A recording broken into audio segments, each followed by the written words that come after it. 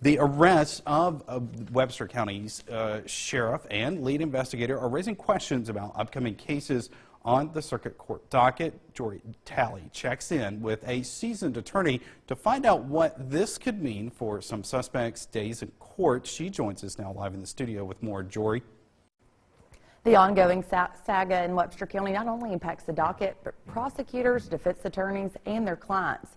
And as the department seems to grow smaller, problems with court cases seem to grow larger.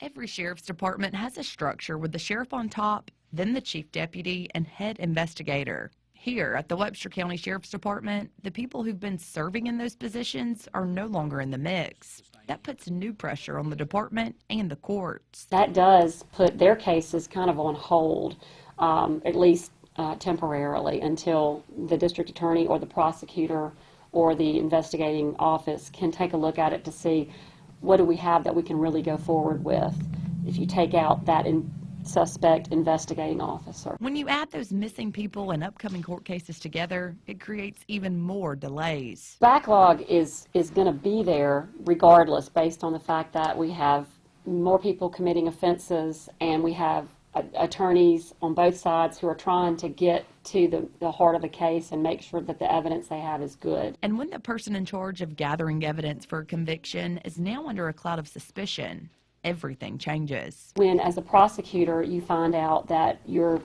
key detective or key investigator is wrapped up in some criminal conduct, it makes you, as the prosecutor, want to really evaluate his or her cases to make sure that they're solid. While prosecutors have to regroup, defense attorneys may find themselves armed with a new weapon. When you have an investigating officer who has brought a case and that officer is implicated in wrongdoing, criminal acts, a defense attorney is going to immediately zero in on that and that weakness.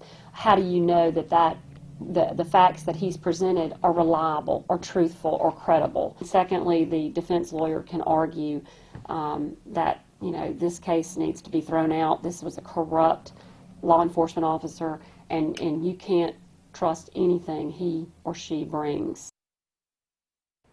Easterling says this also impacts people of the community who have other matters that need legal attention. She also says these types of situations weaken the public's confidence in the legal system.